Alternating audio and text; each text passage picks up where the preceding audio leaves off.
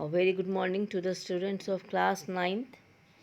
Lastly, I have taught you about osmosis, diffusion, differences between osmosis and diffusions. And today I will be teaching you about isotonic, hypotonic and hypertonic solutions.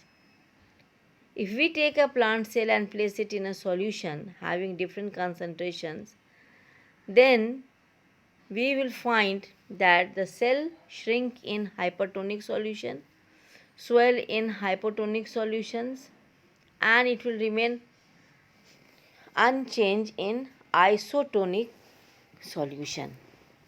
So first you must know the differences between isotonic solution, hypertonic solutions and hypotonic solutions.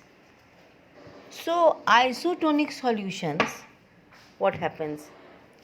The relative concentration of solutions on either sides of the cell membrane is the same. Thus, no movement of water molecules across the cell membrane occur. कहने का sense है कि iso means होता है same and tonic mean tension. तो यहाँ पर कहने का सेंस है कि जो भी सॉल्यूशंस का जो कंसंट्रेशन होता है on the either side of the cell membrane के दोनों साइड में वो सेम हो जाता है, जिसमें कि there is no movement of water molecules across the cell membrane. Cell के मेम्ब्रेन के दोनों साइड में कोई भी मूवमेंट नहीं होता है वाटर मॉलिक्यूल्स का. Hypertonic solutions. हाइपरटोनिक में क्या होता है भाई? Hyper means higher, tonic means tensions. The outside solution has higher solutes concentration than inside cell. Outside solution has higher solute concentration. बाहर में, सेल के बाहर में कंसंट्रेशन हायर रहता है देन इनसाइड द सेल, और सेल के अंदर में कम होता है. तो उसमें 10 water molecules move from inside to outside the cell. अब इसमें वाटर मॉलिक्यूल कहाँ से मूव करेगा भाई? इनसाइड से आउटसाइड सेल की तरफ.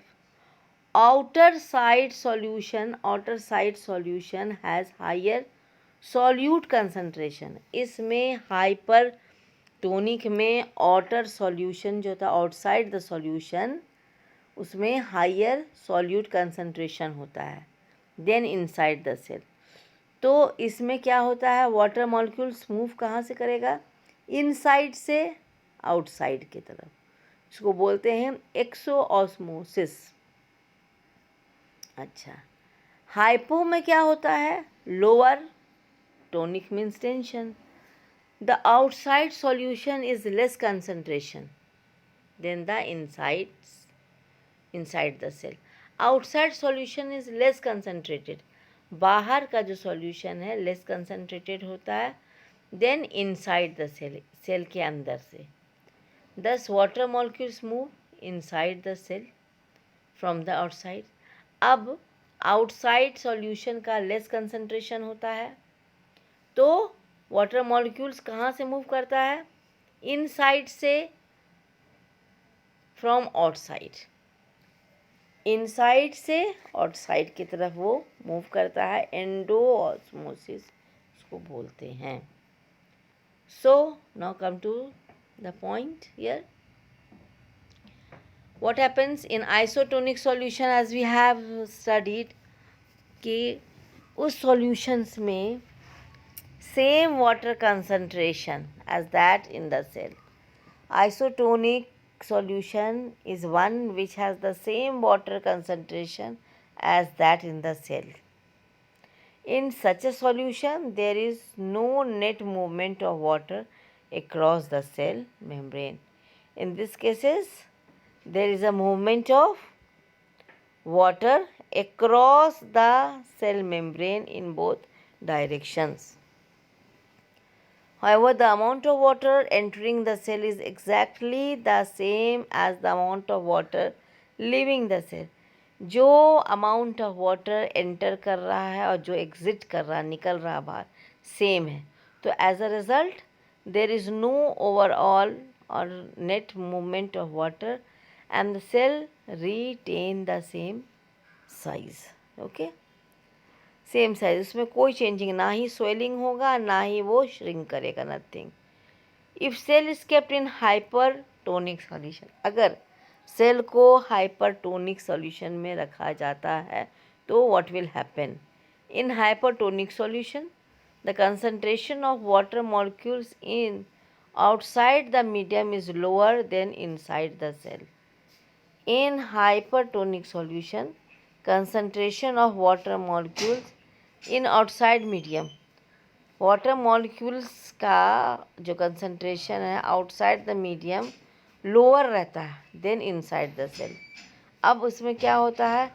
That means the solution become very concentrated, solution बहुत कंसनट्रेटेड हो जाता है और वाटर मूव करता है through the cell membrane in both direction.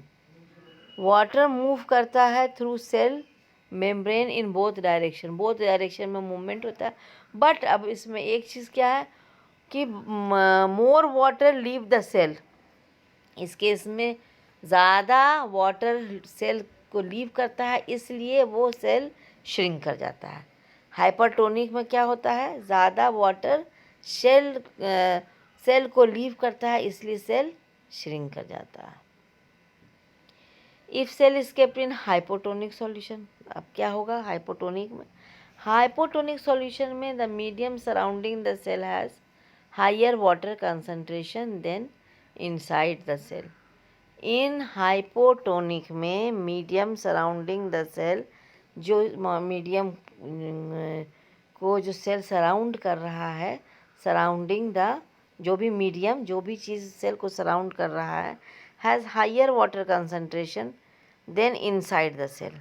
उसको उसमें हायर कंसंट्रेशन होता है. इन अंदर सेल के अंदर से जो मीडियम उसको सराउंड कर रहा है सेल को, उसका कंसंट्रेशन हायर होता है. If you place a plant cell in hypotonic solution then the cell will swell due to osmosis. अब अगर किसी भी प्लांट सेल को हम लोग हाइपोटोनिक में रखेंगे तो उसमें सेल स्वेल करेगा, क्योंकि इसमें होता क्या है, more water molecules from the outside enter the cell. इसमें हाइपो में क्या होता है? मोर वाटर मॉलिक्यूल्स बाहर से एंटर करता है सेल को and then leaving it.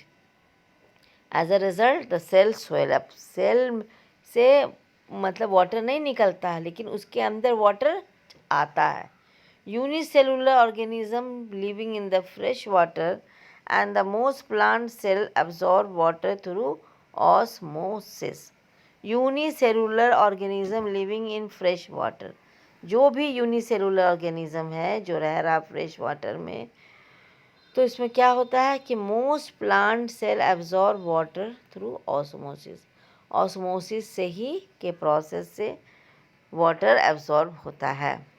Root also absorb water through osmosis, as earlier I taught you कि osmosis के थ्रू ही वाटर रूट जो है वाटर एब्जॉर्ब करता है.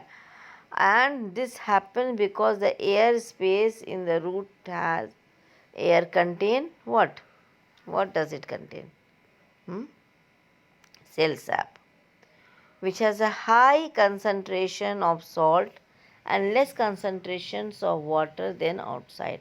As a result, water enters the cell through osmosis. अब उसमें क्या होता है? सेल सैप, उसमें हाई कंसंट्रेशन ऑफ सॉल्ट होता है और लेस कंसंट्रेशन ऑफ वाटर होता है देन आउटसाइड, और उसके वजह से सेल में water enter the cell through osmosis की वजह से एंटर करता है. Now cell wall, plant cell only. Cell wall, in addition to plasma membrane, plant cell contain a cell wall also. Plant cell contain what? Cell wall.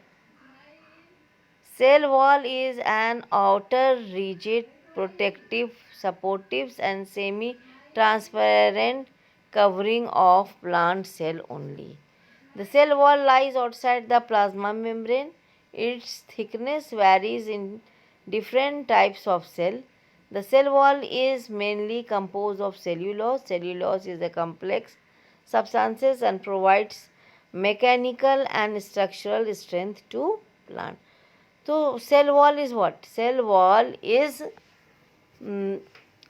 contain plant cell contain cell wall. And what is cell wall? It is an outer rigid protective supportive and semi transparent covering of plant cell only. The cell wall lies outside the plasma membrane. Its thickness varies in different type of cell.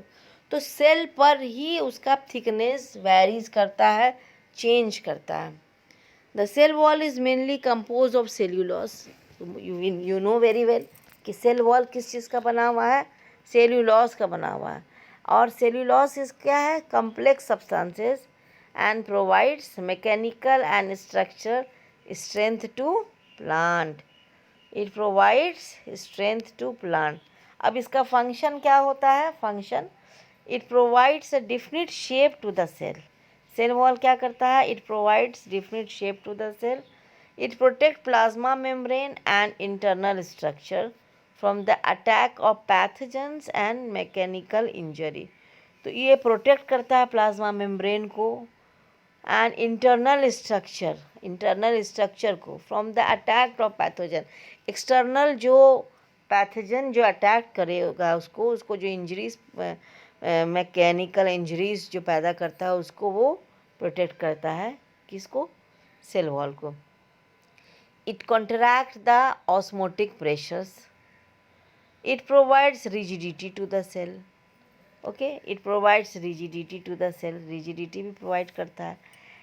A living plant cell can loss water through osmosis and as a result there is a shrinkage or contractions of the cell content away from the cell wall. This phenomenon is known as plasmolysis. So what is plasmolysis? Contractions जो shrinkage होता है या contractions जो होता है cell में उसको हम लोग plasmolysis कहते हैं. So in the next classes I will be teaching you to show with the help of the Rio leaf that only living cell undergo plasmolysis. That living cell only go plasmolysis.